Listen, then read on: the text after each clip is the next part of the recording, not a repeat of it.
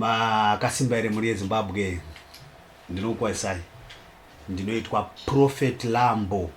Vamwe vanoti Ishe Lambo. Vamwe vanoti Mambo Lambo. Of course, ndi Bishop Mukaro. Bishop Lambo. Ndotungamira kereke Rudo rwa Jesu Apostolic Church.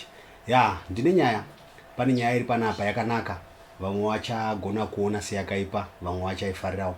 But zvisinei, pane mazita matatu vanhu andoda kuti timbokurukura muchidimbu. Pane vanhu vandiri kuona vakatigonera kana kuti vari kutigonera. Right. Vaviri vacho havasiri panyika. Ndevekudenga, vanogara kudenga. Unoziva kana mashoko aitaurwa nemuprofita zvezvizvi, panoda kuti vanhu vanyatsoteerera. One wacho angondishamisa, wandanzwa futi kudenga achitaurwa kuti aiwa, uyu akakodzera kuti timbotaurawo nezvake isu semaprofita eZimbabwe. Nyaya iri pano ndeyekudayo. Ndakaona rudo pane vanhu vatatu. Wokutanga Jehovha, uyu wokusika denga nenyika. Wenumber 2 Jesu Kristu mwanakomana waMwari. Wenumber 3 apa patinoisa seWicknell Chivayo, madzibaba Wicknell. Of course vamwe vanogona kuti handizvo, but ndizvo chaizvo. Izvozvi hazvidi kupikiswa. Kana usina chiprofita chenyika haungapikise. Jehovha ndokutipa mwanakomana wake mumwe oga. Ndo pandakaona rudo rwaMwari. Mwana wake 1 obva atipa kuti atifire. Iye Jesu manje ari panumber 2 ndokubva abvuma kusvika pakurasikirwa neupenyu kuti isu tese tiite vanhu. Inyaya dzekupa idzi. Panumber 3 manje ndo pana madzibaba Wicknell Chivayo. Regai nditaure ndichiti vanhu vaMwari, mbereko kana kuti mai vakatakura seWicknell Chivayo dei vari vapenyu izvozvi, ndaida kumbovamhorosa nokuvanyengeterera. Zvekare ndoda kuti ndisvitse shoko iri kuna seWicknell Chivayo. Mwari wekudenga ati, rambai muchiita rudo rwamuri kuita. Takakurawo tiri kumusha, kunyangwe muno muguta, takaona vanhu vachinyima chipo chinopuwa munhu nomufaro, kunonzi kupa kune mufaro. Iye Mwari akati kunokunda kugamuchira. Vangani vedu panyika, vane mari kana kuti vasina, vatakaona vachipa.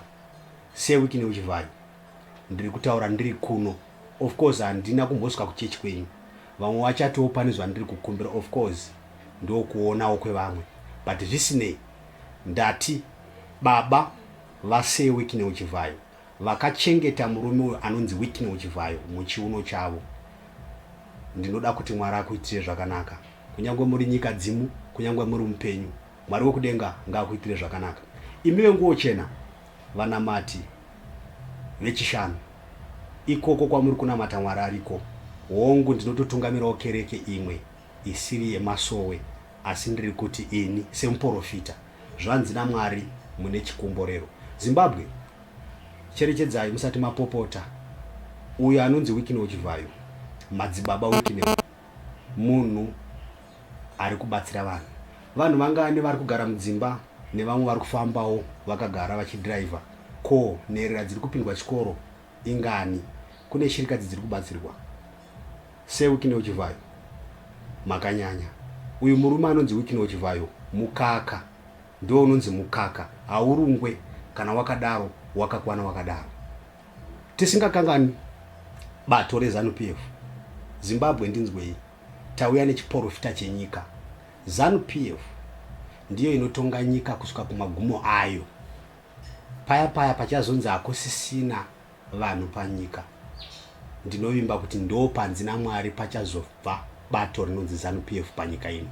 Saka kune vese vachatungamira nyika, ukaona usiri weZANU-PF warasika, hazvichafambi. Vatungamiri vese vebato reZANU-PF, ndinokukudzai. Mwari ati kudenga kune nyaya yeZANU-PF. Hakuna rimwe bato richatonga nyika ino kusvika kuzvizukuru zvedu nezvizukuru. Saka aya mashoko aya, mashoko echiprofita chaProphet Lambo chiri kubva kuna Mwari. seWicknell Chivayo, rambai muchiita zvamuri kuita. Ndichatukwa, ndichafarirwa, asi mashoko andataura manzwei. Musaneta kunamata, nyengeterai. Mwari anokudai.